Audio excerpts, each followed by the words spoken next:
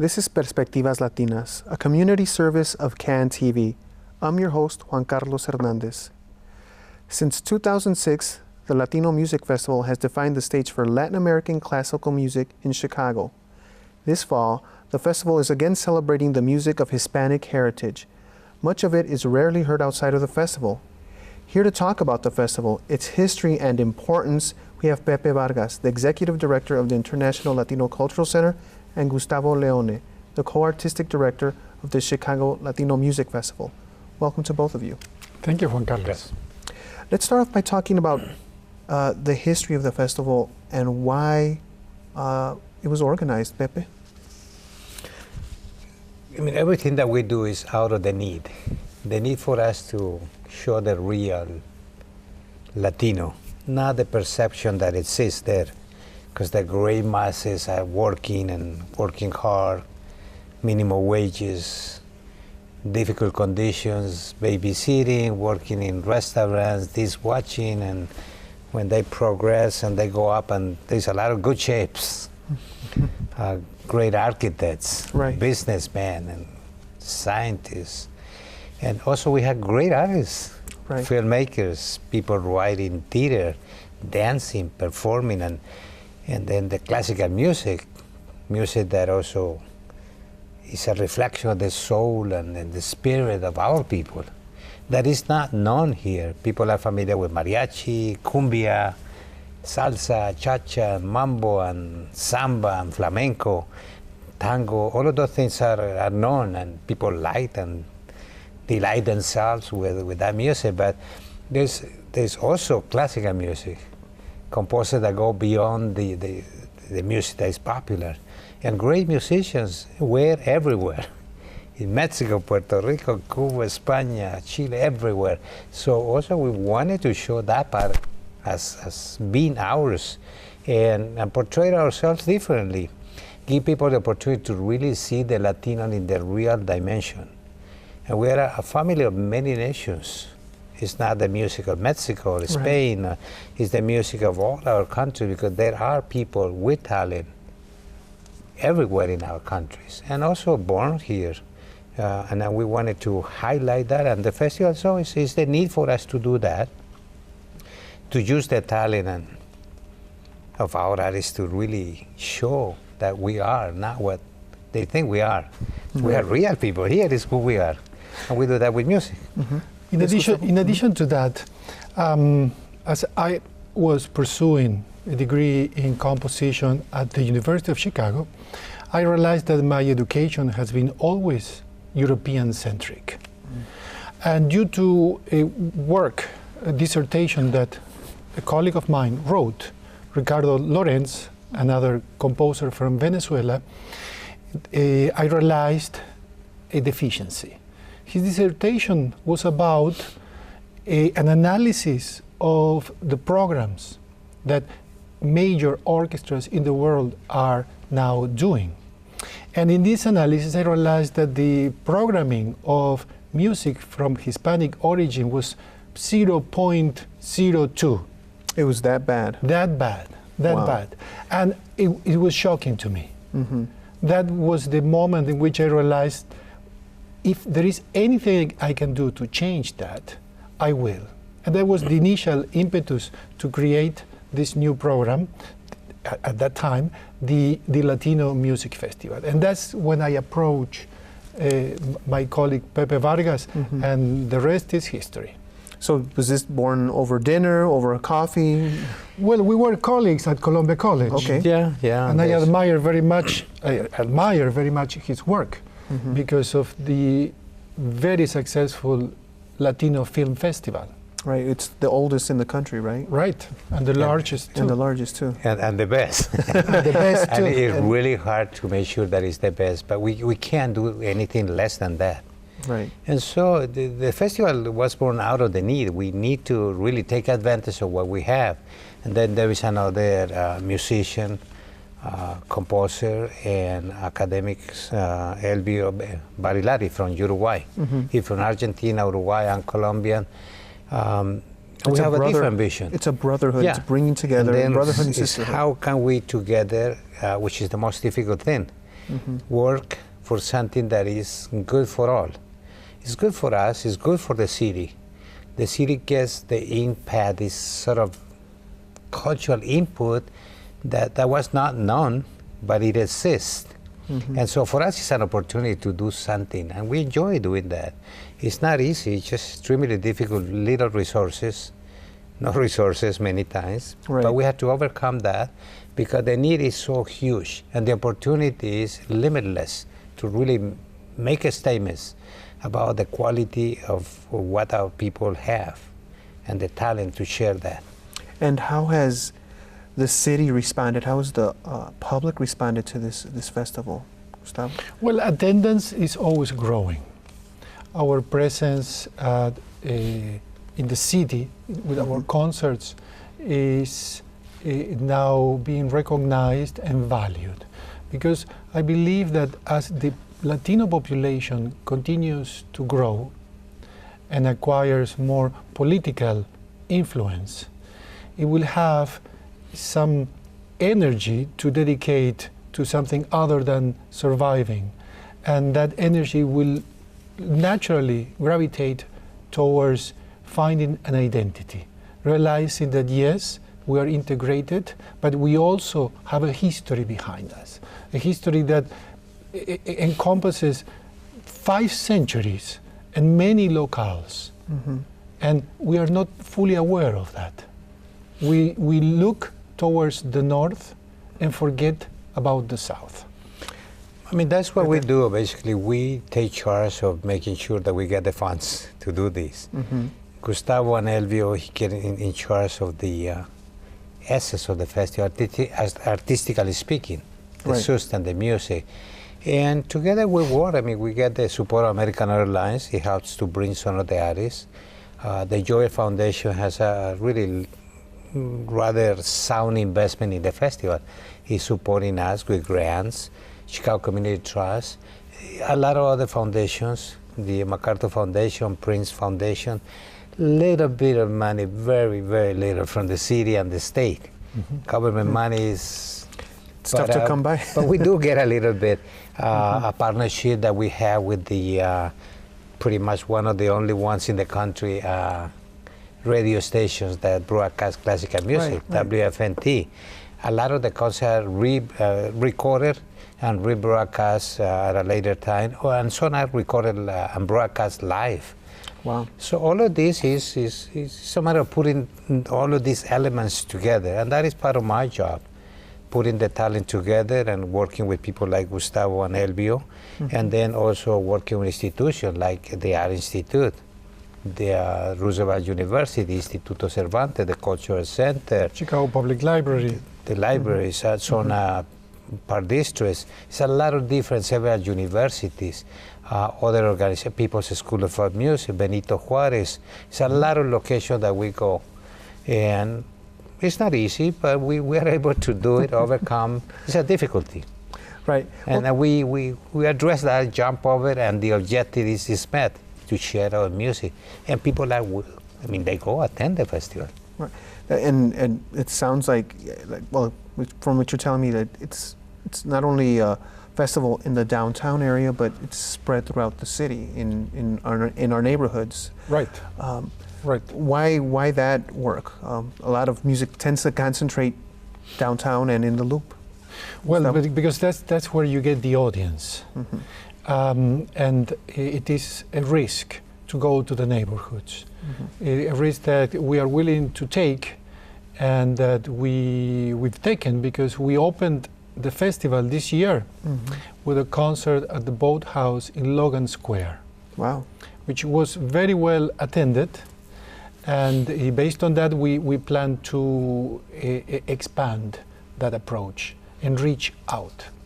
I'm curious, though, Pepe, you said the difficulties of putting this together.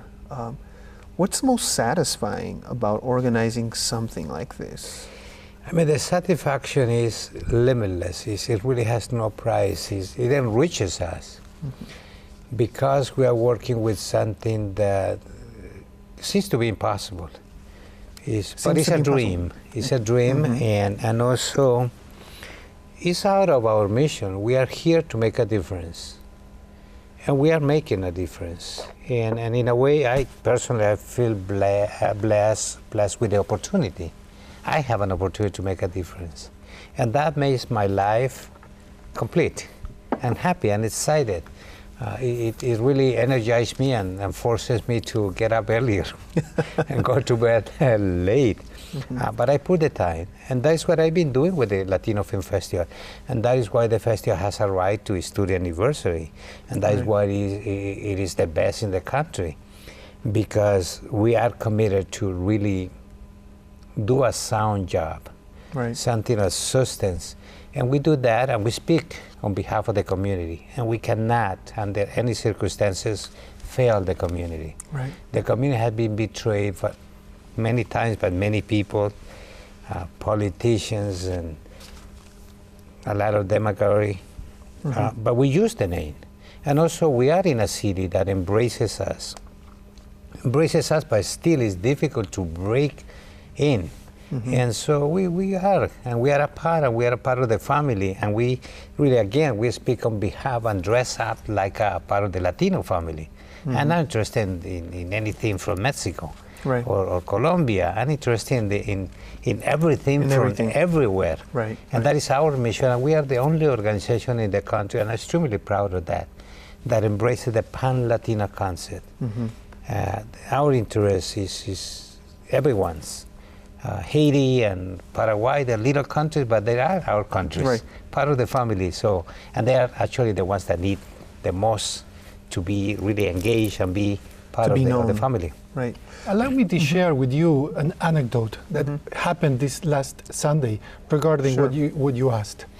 This past Sunday, we presented a young string quartet from Colombia, Cuarteto Q Arte. And they presented a program of Colombian music. The people who attended this concert, after the concert, came to us, the quarteto and myself, and said, I didn't know there was classical Colombian music. And these were Colombians who moved to the States. That's very interesting. At that moment, I realized this is worth it. Well, we're going to listen to a piece by this quartet. Tell us a little more about them and their history and why you brought them. Cuarteto Q Arte is a young string quartet that was formed as a result of research they did. These young musicians gained an education in Vienna. And after spending 10 years in Vienna, they came back to Colombia and started working with the orchestra, as well as teaching at the university. But they continued doing research, and the research was about Latin American music for string quartet. That's when I met them through one of their teachers. And then from that research, the quarteto was created. And they've been playing ever since together. Well, let's listen to one of their pieces now.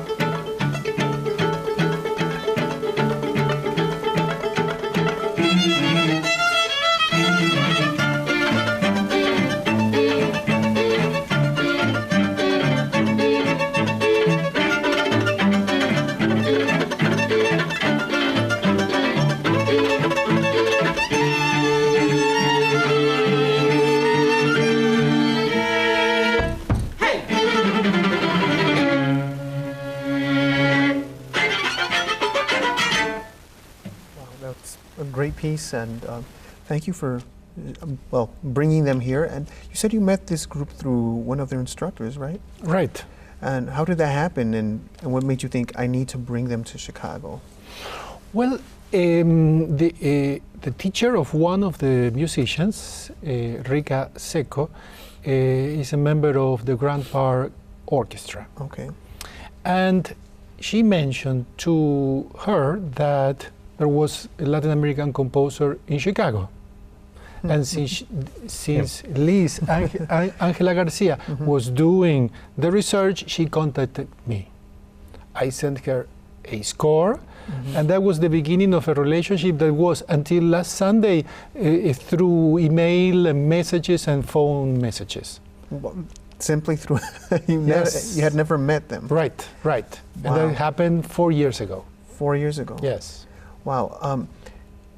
This piece, and something you mentioned earlier, you said 5 centuries of classical creativity that's happened in the South, and we don't know much about.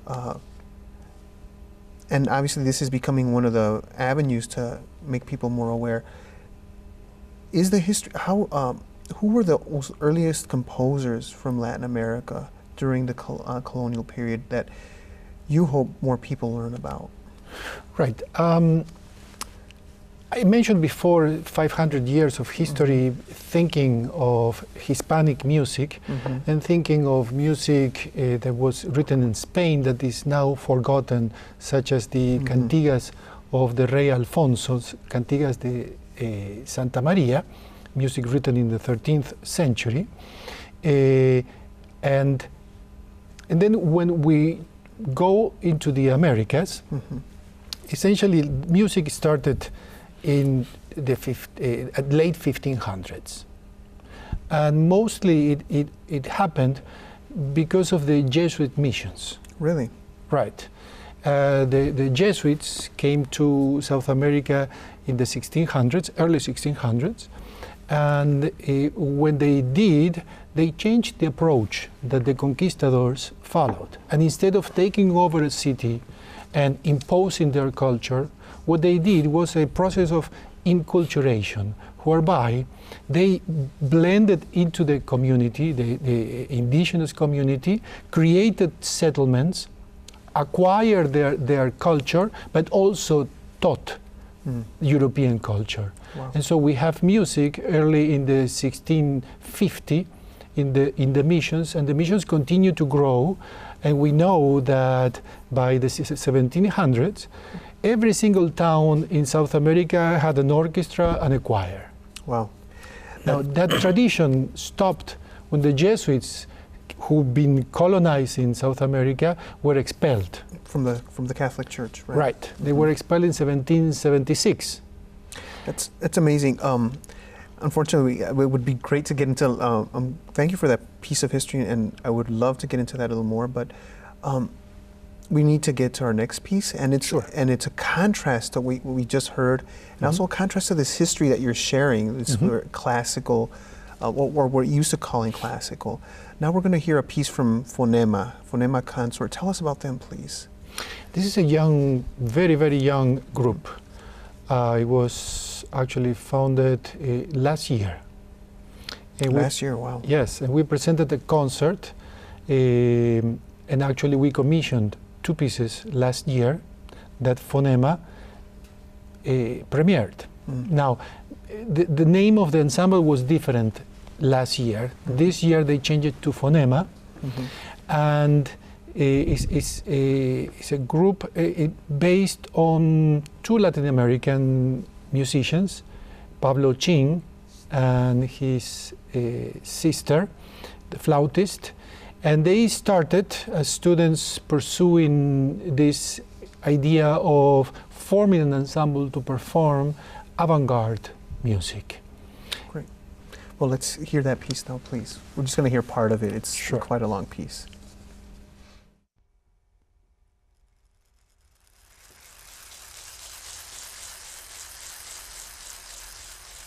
Lentamente descendí hacia la orilla,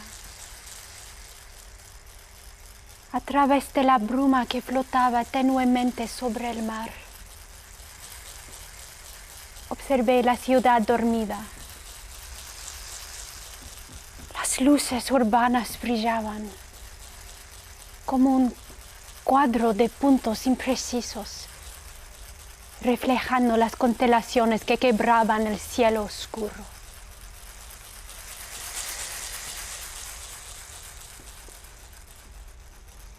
De repente, una luz anaranjada surgió lentamente en el horizonte geométrico.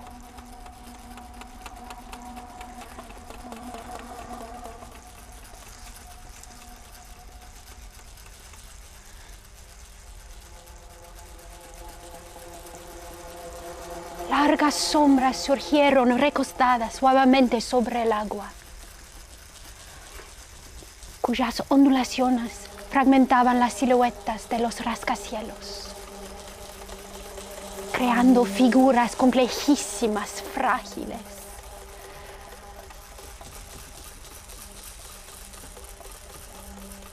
Poco a poco, las sombras fueron encogiéndose.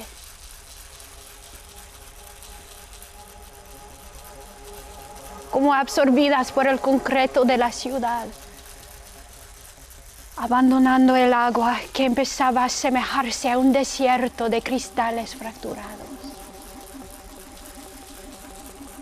Y cuando las sombras desaparecieron por completo, me sentí solo en esa orilla fría. Pero no estaba solo.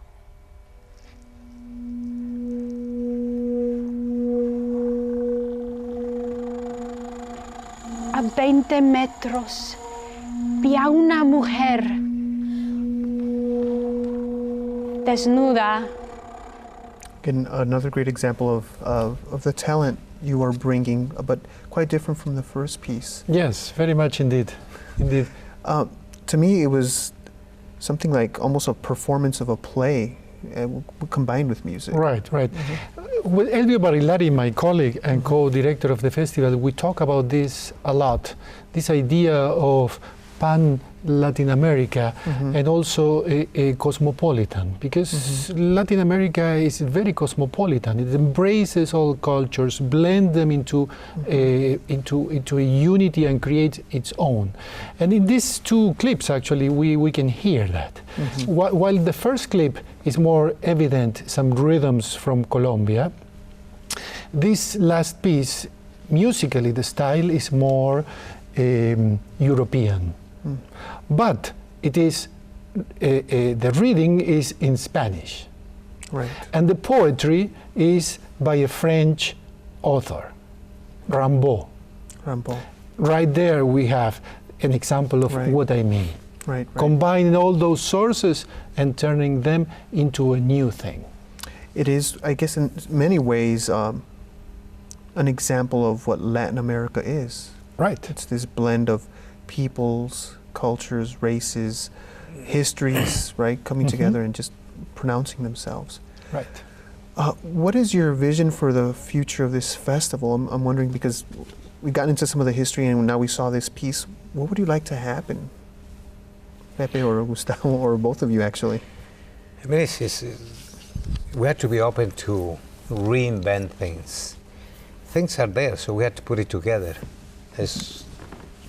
Another example was last year we have an accomplished German guitar player with also an accomplished soprano from Colombia who lives in Germany.